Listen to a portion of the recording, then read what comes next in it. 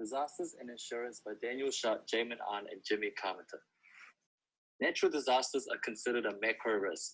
This means that it has the ability to impact the whole market when it occurs. The likelihood of a natural disaster such as earthquakes, hurricanes, or volcanic eruptions are low in most parts of the world. However, when they do happen, the entire market will most likely be affected as there will be substantial damage to most buildings. In order to mitigate this risk, homeowners make sure to have insurance for their property. An insurance company will be paid a certain amount per month by the homeowners in return for compensation that covers for the loss caused by the disaster. Certain standards and assessment methods have also been used to better prepare for risks such as an earthquake. NBS stands for the National Building Standard, where a building must be above 33% to be considered an earthquake resilient. It is a well-recognized assessment and it is considered very popular within the property market. Other guidelines include the initial evaluation procedure and the detailed engineering evaluation. The first case we will be talking about is the Overton Holdings Limited versus APN New Zealand Limited. The facts of this case is that the Overton was the plaintiff and the APN was the defendant. APN is now known as the NZME. In 2007, Overton purchases buildings on Karamu Road from APN and then re-releases back to that company. There has been no issues about lease until 2011 when the Hastings District Council assesses the building for an earthquake resilience test. The council assesses that all three buildings were below 33%, which means that they had very low earthquake resilience and did not meet the national building standards. Therefore, the APN company vacated the premises for the safety of the staff. However, APN continued paying rent until the lease was ended. Overton decides to take APN to court for misrepresentation and compensation of damages. The outcome of this case was that Overton was unsuccessful in both courts in the High Court and the Court of Appeal. The reason for this was because the misrepresentation did not really induce Overton to enter the contract. Furthermore, Overton didn't really suffer any real damages as APN continued to pay rent until the lease ended.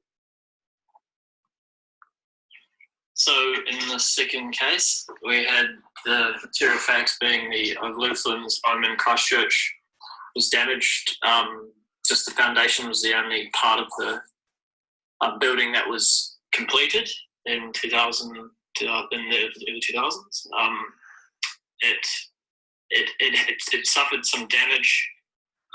They wanted compensation for a complete build, whereas the building itself wasn't completed. The property was in a red zone, so it halted construction. So the Lutherans versus the Tower Insurance, they were quite upset, and obviously their house plans they didn't come to fruition. So they wanted to be compensated for the damages due to being red zoned, and also wanted the house to be replaced. And they wanted $700,000, whereas Tower was only willing to pay $337,000 in insurance claims. So yeah, Tower disputed the case because they didn't think that was right. Yeah, so the outcome was the court found that the red zone didn't constitute a $50,000 loss. Tower didn't end up having to pay the fees for the so-called damages from being red zone, but did have to pay out for the rebuild price for them, and they in this case set a precedent for further cases as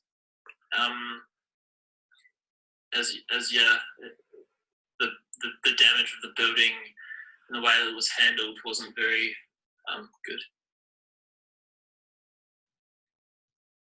To avoid disputes like these, a proactive property manager would have regular inspections of the property so all damage can be inspected and repaired within a reasonable period of time, which may also mitigate additional damage occurring in the event of a disaster. It would also perform an NBS rating of the property to assess building resilience in the event of an earthquake. If the building has a low NBS rating, remedial work should be performed as soon as possible to avoid major damage to the building and maintain tenants, as most are comfortable with the market norm of 67%. In regards to Overton Holdings and APN New Zealand, case 1, an MBS rating should have been requested before the purchasing of the property, as an MBS rating of below 33% is very undesirable, as it has a high risk of collapsing in the event of an earthquake. In order to ascertain what parts of a building are at most risk during an earthquake, a proactive property manager could request either an IEP, initial evaluation procedure, or a DEE, detailed engineering evaluation. An IEP is a technique used by engineers who enter data about the design of the building and the ground that the building is sitting on and gets a score. This is a simple and easy way to quickly filter through properties to find out which buildings are likely to have issues. This strategy is inexpensive, fast, and requires no site visits, but this is at the cost of accuracy.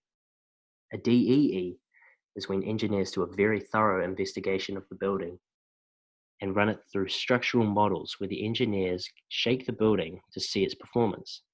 This is the most desirable form of seismic testing, as it goes into a lot more detail and is much more trustworthy in the eyes of purchasers and tenants. However, this form of testing is much more expensive and time-consuming in comparison with the IEP. In both of the cases before, a DEE would have been helpful for determining if the property was safe in an earthquake and where remedial work is needed. Insurance is very important on any building, and a proactive property manager would pay attention to the details in this agreement. In reference to case 2, the property manager should pay close attention to references of site-specific rebuilding to avoid losing reimbursement if the land is uninhabitable after the disaster.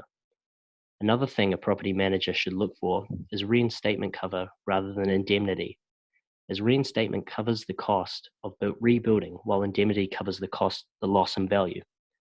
Thus, there is a higher chance of being underinsured when under indemnity cover.